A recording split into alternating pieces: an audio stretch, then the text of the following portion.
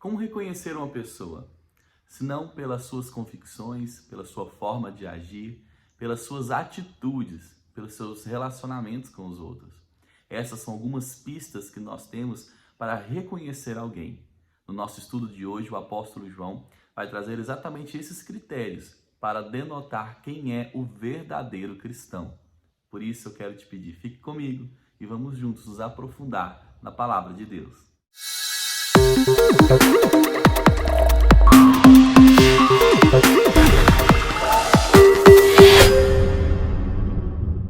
O capítulo 4 da primeira carta do apóstolo João será o nosso objetivo de estudo nesta manhã. O capítulo 4 começa dizendo assim: Amados, não deis crédito a qualquer espírito, antes provai os espíritos se procedem de Deus, porque muitos falsos profetas têm saído pelo mundo afora. Nisto reconheceis o Espírito de Deus. Todo espírito que confessa que Jesus Cristo veio em carne é de Deus. E todo espírito que não confessa Jesus não procede de Deus. Pelo contrário, este é o espírito do anticristo, a respeito do qual tendes ouvido, que vem e pressentemente já está no mundo. Filhinhos, vós sois de Deus e tendes vencido os falsos profetas, porque maior é aquele que está em vós do que aquele que está no mundo. Eles procedem do mundo, por essa razão falam da parte do homem, e o mundo os ouve. Nós somos de Deus. Aquele que conhece a Deus nos ouve. Aquele que não é da parte de Deus não nos ouve. Nisto reconhecemos o espírito da verdade e o espírito do erro. Até o versículo 6. Para nós reconhecermos um verdadeiro cristão, a primeira prova está aqui, a sua fé. Aquilo que ele acredita define quem ele é. E esse verdadeiro cristão é aquele que não se lubridia pelas verdades dos falsos mestres. É aquele que não se lubridia pelas mentiras dos falsos mestres, pelas falsas verdades. E aqui o apóstolo João está querendo trazer esse reconhecimento, trazer essa reflexão para o verdadeiro cristão, uma vez que os falsos mestres traziam uma teologia com cara de verdade. Esses mestres que ele estava combatendo eram os mestres gnósticos, que, de certa forma, negavam Jesus como nós acreditamos. Por que de certa forma? Porque existe um pouco da verdade diluída na mentira, e por isso que é tão perigoso. Eles criam que Jesus não era, eles negavam a divindade e a humanidade de Jesus como nós cremos pela palavra de Deus. Alguns deles criam que Jesus havia nascido um homem e ali no batismo ele se torna Cristo, e essa deidade, ou seja, essa divindade dele adquirida no batismo, tinha ido embora na crucificação. Então ali era um outro corpo novamente de homem. E isso é uma heresia. Parece com a verdade? De certa forma, aos ouvidos não atentos, talvez alguma mensagem poderia fazer sentido. Mas para nós, verdadeiros cristãos, que temos o Espírito da verdade, que é o Espírito Santo habitando em nós, é Ele que deve nos guiar na nossa convivência com essas verdades que aparecem. Isso não é muito distante de nós hoje em dia. Existem muitas teologias, inclusive algumas teologias identitárias, como teologia feminista, teologia negra, e algumas teologias inclusivistas. Essas teologias, elas têm cara de verdade, elas se aproximam daquilo que poderia ser verdade. Por exemplo, todas destacando como Deus é amor, como é um Deus de justiça social, um Deus que realmente é um Deus que tem todas essas temáticas, mas isso não é pauta da qual a Bíblia se enxerga. É isso que nós devemos tomar cuidado, essa síntese de conteúdos para gerar teologia. Na realidade, a palavra de Deus tem um grande objetivo, que é a exaltação e a glória de Deus. E esse objetivo abarca todos os outros, como, por exemplo, o Deus que veio trazer o amor, mas um amor que confronta o pecado. Deus veio trazer uma igualdade entre os sexos, mas não apenas isso, e essa não é a pauta principal da palavra. Mas, ao entender a pauta principal da palavra, todos os conflitos são resolvidos, como foi o caso ali de Paulo dizer que não existe homem nem judeu, não existe gentil nem judeu, nem homem nem mulher, ou seja, todos são iguais perante Jesus.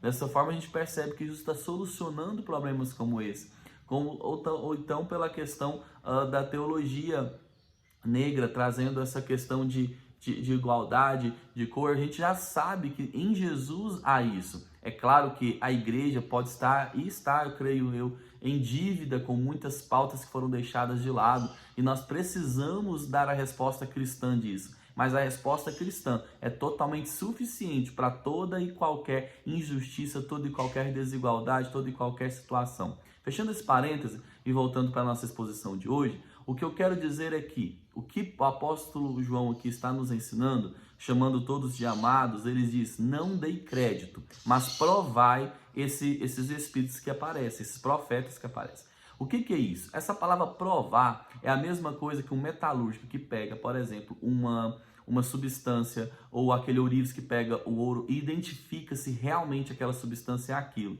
É como se você pegasse o ouro, colocasse sobre o fogo e visse como ele reagiria ao fogo ou como reagiria a algumas outras substâncias. Nessa perspectiva, a mensagem daquele povo seria a substância a ser provada. A palavra, a substância que prova. Ou seja, é tempo daquele povo compreender que tudo que eles deveriam ouvir teria que ser conferido com a palavra de Deus, conferido com a doutrina dos apóstolos, para se verdadeiramente aquilo é ou não verdade que condiz com a palavra de Deus. Porque atrás de qualquer teoria existe ali uma pessoa que fala, e por trás dessa pessoa que fala existe então um espírito por trás dela. Um espírito por trás daquela pessoa que vai trazer naquela pessoa a sua forma de enxergar. O nosso coração, ele é orientado pelas nossas crenças, pelas crenças mais enraizadas. E isso é muito atual, João, porque nós, inclusive, hoje temos recebido tantas mensagens via WhatsApp, tantas notícias, tantas questões de interpretação bíblica sobre os fins dos tempos, muitas pessoas se dizendo assim, profetas na sua colocação. Nós temos que tomar muito cuidado com isso e levar isso para a palavra de Deus, provar pela palavra de Deus. Quantas e quantas elucubrações estão saindo nessa época de pandemia, tantas pessoas dizendo que esse sim é o fim dos tempos, aquele ali é o fim. Nós temos que tomar cuidado com isso, até porque muitas das heresias surgiram em tentar adivinhar quando Jesus chegava. Então a gente tem que tomar bastante cuidado com isso. Fechando esse parêntese, o que eu quero dizer é que nem sempre pessoas bem intencionadas trazem consigo a verdade. E elas, talvez no seu carinho por tentar revelar a verdade, não tem ali uma busca pela questão bíblica verdadeiramente, traz ali suas emoções, talvez interpreta a seu modo.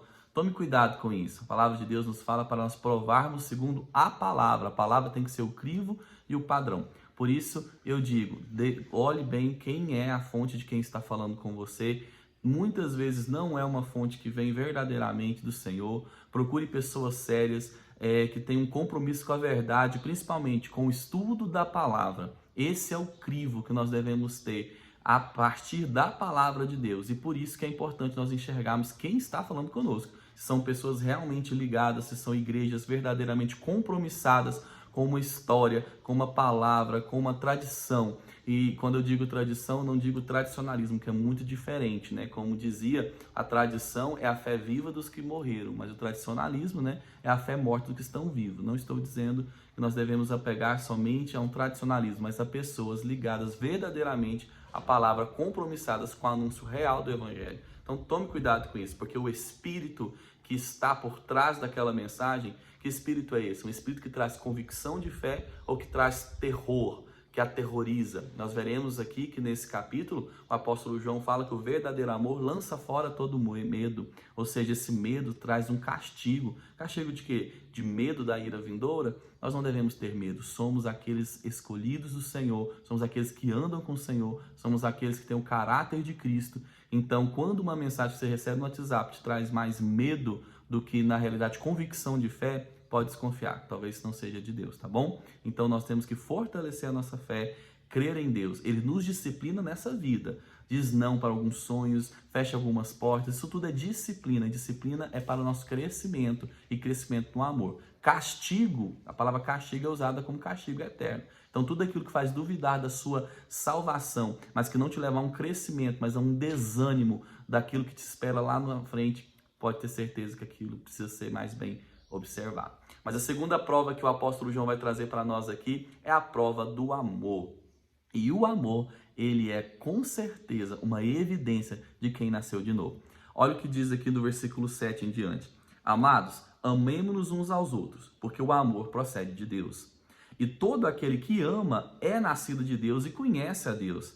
Aquele que não ama não conhece a Deus, pois Deus é amor.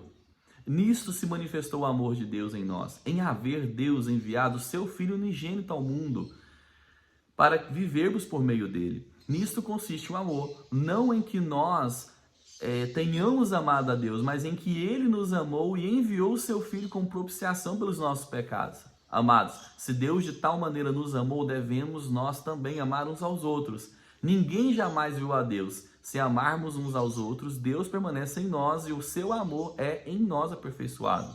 Nisto conhecemos e permanecemos nele e ele em nós, em que nos deu o seu Espírito, e nós temos visto e testemunhamos que o Pai o enviou, o seu Filho Salvador, ao mundo.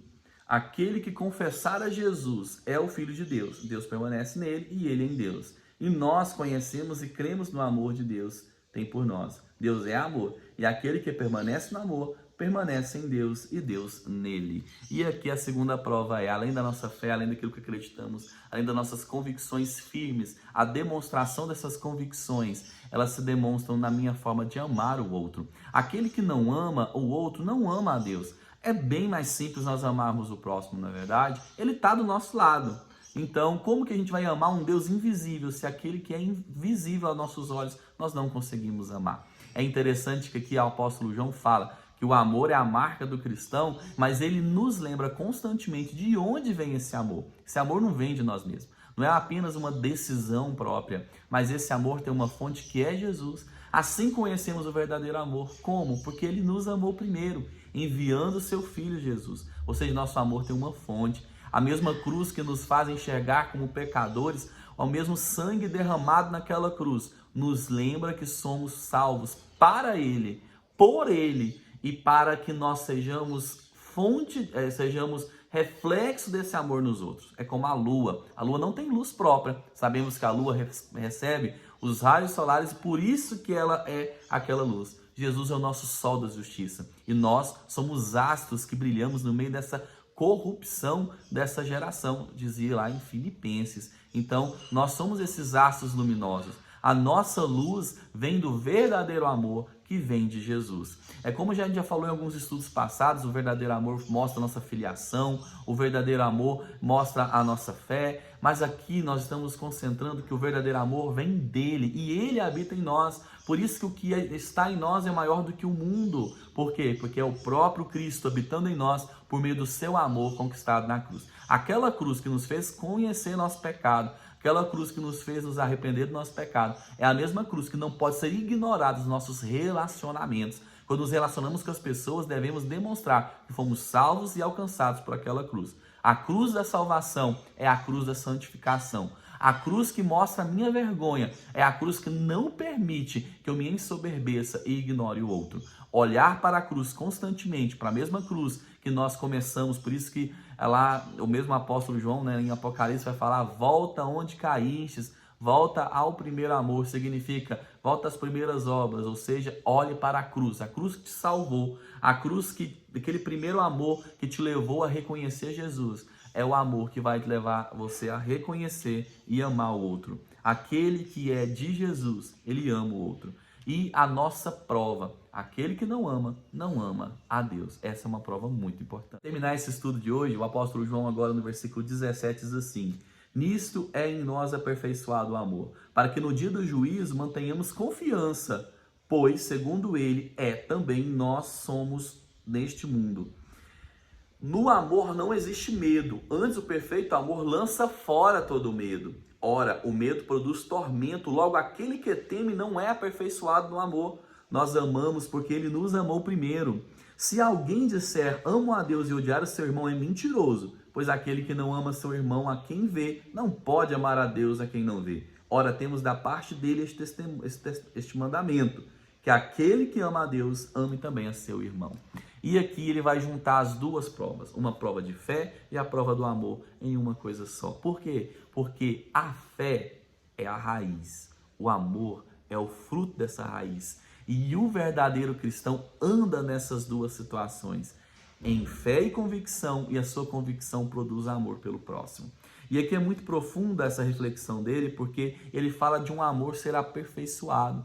O aperfeiçoamento do amor é a nossa convicção de fé, que não se inclina às convicções desse mundo, que não se inclina às teologias que sintetizam outras formas de conhecimento, mas pegamos a verdadeira e única e suficiente palavra de Deus. Isso vai desembocar na forma como nós amamos o próximo. E essa convicção de fé embarca e culmina na nossa certeza da salvação. Ou seja, aquele que é verdadeiro cristão não teme o juízo de Deus, não teme o fim dos tempos. E isso nós retornamos àquilo que nós podemos falar no comecinho do estudo, sobre essas tantas mensagens que têm chegado até nós e onde nós devemos firmar nosso coração em quem Ele é. Não com medo, mas porque o verdadeiro amor lança fora todo medo. E aqui ele fala disso, porque aquele que vive atormentado, eu vou ser salvo ou não vou ser? Eu vou estar lá ou não vou estar? Ai meu Deus, gente, vamos colocar de uma vez por todas no nosso coração uma verdade.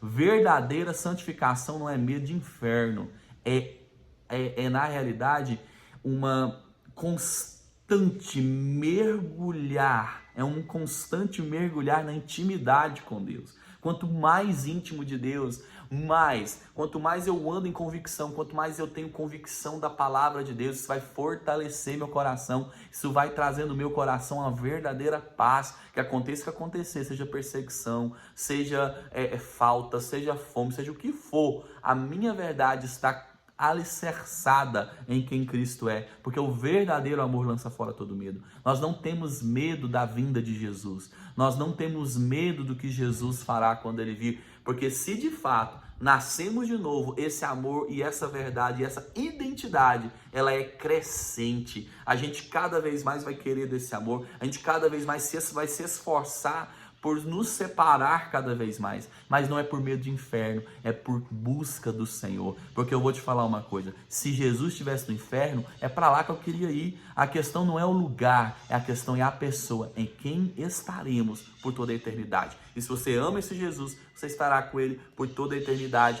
Você já demonstra essa santidade aqui. Então, nós amamos, nós temos que amar, porque o amor vai ser aperfeiçoado em nós, e Ele vai lançar fora todo medo. Nós não temos medo do futuro. Nós temos vontade de entrar logo nesse futuro. É saudade de voltar para casa, de voltar para o Senhor que nos espera, para Jesus que está ali.